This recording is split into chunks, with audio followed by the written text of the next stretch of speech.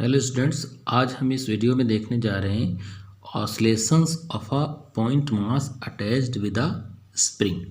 Suppose that एक light spring है और वो एक हैवी पॉइंट मास से सस्पेंडेड है लाइक दिस, या तो वर्टिकल पोजीशन में या तो हॉरिजॉन्टल पोजीशन में। इस तरीके से this is the frictionless surface. तो जब हम किसी हैवी पॉइंट मास को नीचे की तरफ डिस्प्लेस करेंगे किसी डिस्प्लेसमेंट वाई से, तो यू विल फील दैट ये स्प्रिंग जो है एक अपोजिट डायरेक्शन में फोर्स अप्लाई करेगा इस मास पे। तो ये जो अपोजिट डायरेक्शन में फोर्स लग रहा है डिस्प्लेसमेंट के अपोजिट डायरेक्शन में, इस फोर्स को हम लोग बोलेंगे रीस्टोरिंग फोर्स। तो अब हम ये कह सकते हैं कि this force F is proportional to minus Y. Proportional हटेगा तो कांस्टेंट आ जाएगा, तो हम will say F is equals to minus K Y, जहाँ पे K is a constant, K is a constant known to be force constant of the spring. इसको हम spring का फोर्स कांस्टेंट कहेंगे।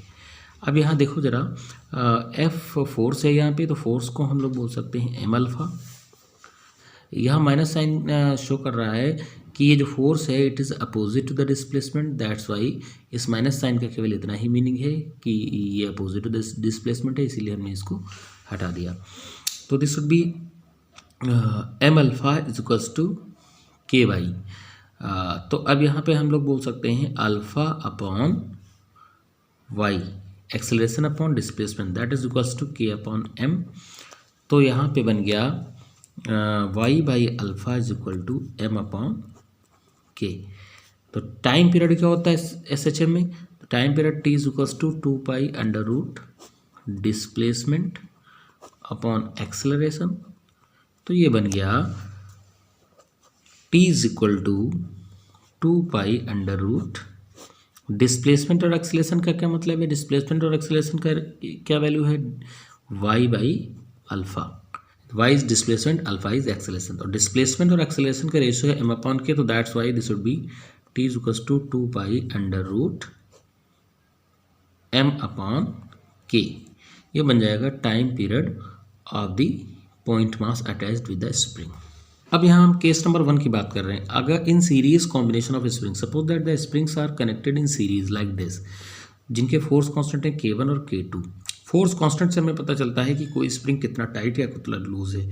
अगर किसी स्प्रिंग का फोर्स कांस्टेंट ज़्यादा है दैट मीन्स वो ज़्यादा टाइट माना जाएगा, जिसका फोर्स कांस्टेंट कम है वो लूज माना जाएगा। तो यहाँ पे हमने स्प्रिंग्स को इस सीरीज़ में इस तरीके से कनेक्ट कर दिया। और अब हम जब इस पॉइंट मास को नीचे की तरफ डिस्प्लेसमेंट वाई देंगे, तो you will feel that a restoring force F would be developed in this direction. और अब यहाँ पे क्योंकि दोनों के फोर्स कांस्टेंट अलग अलग हैं, तो अब यहाँ क्या होगा, जो लूज स्प्रिंग होगा उसमें डिस्प्लेसमेंट ज़्यादा प्रोड्यूस हो जाएगा, और जो टाइट स्प्रिंग होगा वो उसमें डिस्प्लेसमेंट कम प्रोड्यूस होगा। यानी कि y1 y2 अलग अलग होंगे, डिस्प्लेसमेंट्स अलग अलग हुए और इन दोनों का सम ही y बनेगा। यानी हम इस केस में कहेंगे y is equal to y1 plus y2। अच्छा, y इज इक्वल्स टू होता है, हम लोगों ने देखा था कि जो है force F is equals to minus K Y होता है। तो y इज इक्वल्स टू हो जाएगा F अपॉन के। तो हमने यहाँ लिख दिया minus F upon K is equals to minus F upon K1 first spring के लिए, दूसरे स्प्रिंग के लिए माइनस F अपॉन K2। तो ये यहाँ से F कैंसिल, माइनस भी कैंसिल हो जाएगा, तो 1 upon K would be equal to 1 upon K1 plus 1 upon K2। तो यहाँ इस तरीके से K 1 अपॉन के की वैल्यू आ गई।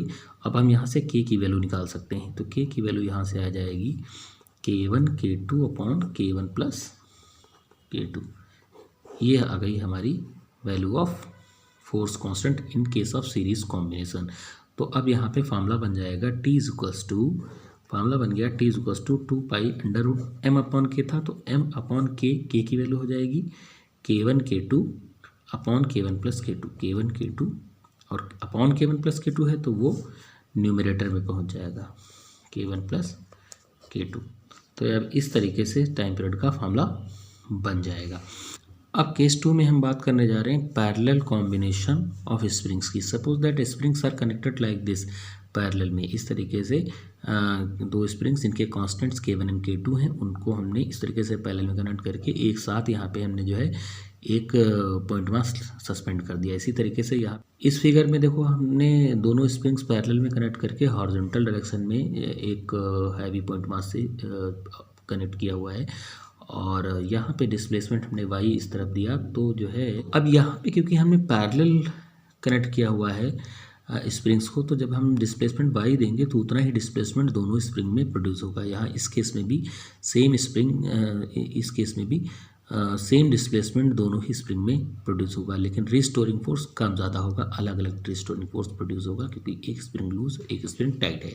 तो अब यहाँ इस केस में हम ये कहेंगे कि net restoring force F would be equal to F1 plus F2। अच्छा, F इज इक्वल टू अभी हमने बताया था माइनस KY, तो ये बन जाएगा यहाँ पे minus KY and here it would be minus K1Y and minus K2Y। फाई डिस्प्लेसमेंट दोनों स्प्रिंग में बराबर बराबर होगा क्योंकि पैरेलल में कनेक्टेड है यहाँ पे इस केस में।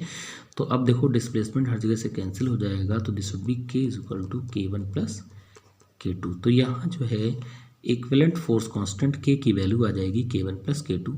तो अब टाइम पीरियड का फार्मूला बन जाएगा T is equals to 2 pi under root M upon K होता है, तो M अपॉन K की जगह पे बन जाएगा K1 प्लस K। तो इस तरीके से हम पैरेलल कॉम्बिनेशन ऑफ स्प्रिंग्स में टाइम पीरियड ऑफ ऑसिलेशन का फार्मूला फाइंड आउट कर सकते हैं। तो अब हम स्प्रिंग पे बेस्ड कुछ न्यूमेरिकल्स देखने जा रहे हैं।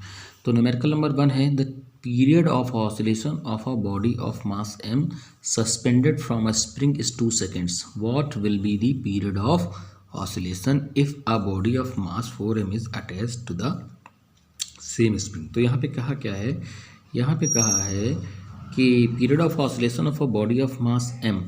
तो बॉडी का मास क्या है, m1 is equals to m है, तो और इसका टाइम पीरियड क्या है, t1 इज इक्वल्स टू क्या है, 2 सेकेंड है। What will be the period of time of oscillation, यानी t2 क्या होगा। द मास इज 4m, यानी मास अब अगली बार कितना है, 4m हो गया है। तो यहाँ देखो जरा, t is equals to formula हमारे पास होता है 2 pi under root m upon k। तो यहाँ k एक कांस्टेंट है क्योंकि बार बार जो है स्प्रिंग वही है, तो स्प्रिंग कांस्टेंट k सेम है। तो यहाँ t proportional to root m होगा, यानी t प्रोपोर्शनल टू हो गया रूट m, क्योंकि यहाँ 2 पाई और k कांस्टेंट बन गया। तो in this case we will say t1 upon t2 and this is equal to under root m1 upon m2। तो अब यहाँ बन जाएगा t1 upon t2 is equals to under root m1 means क्या है भाई, m1 means m and m2 means क्या है, 4m।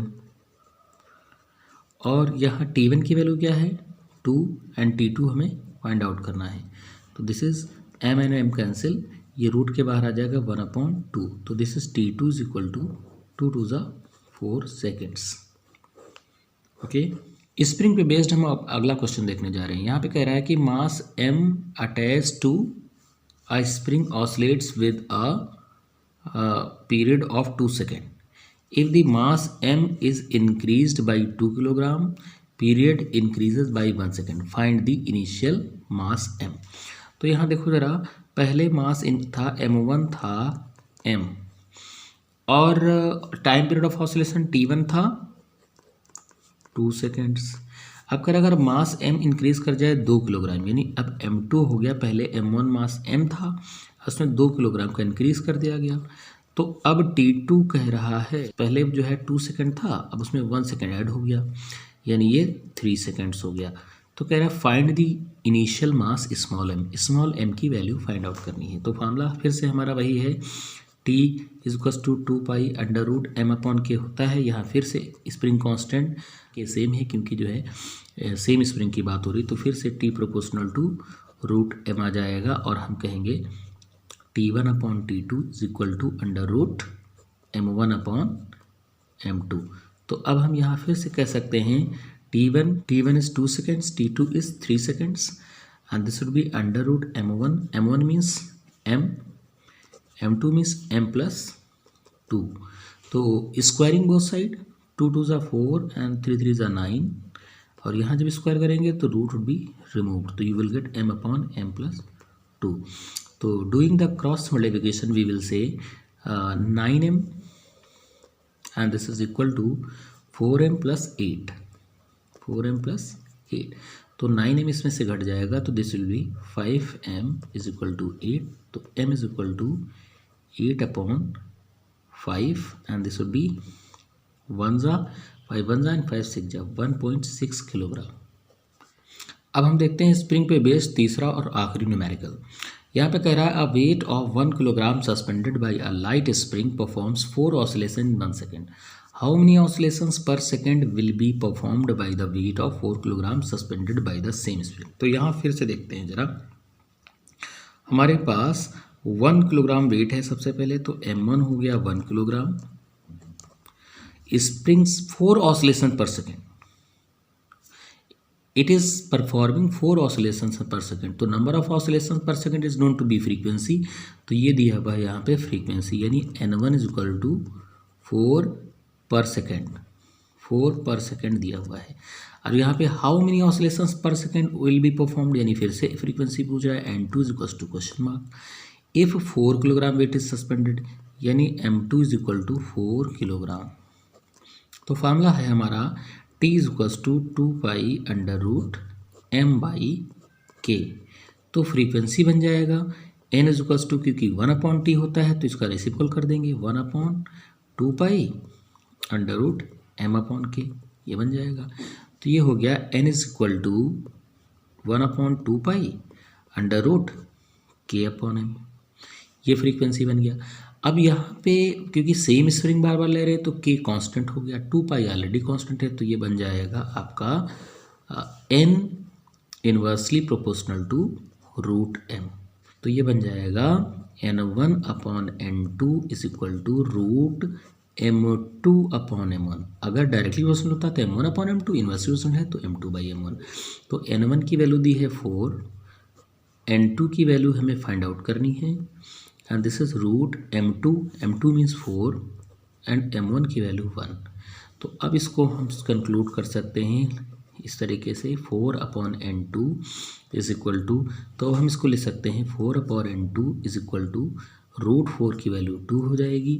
तो this would be n2 is equal to 4 by 2, 2 2 ज़ा, तो this is n2 is equal to 2 oscillations per second.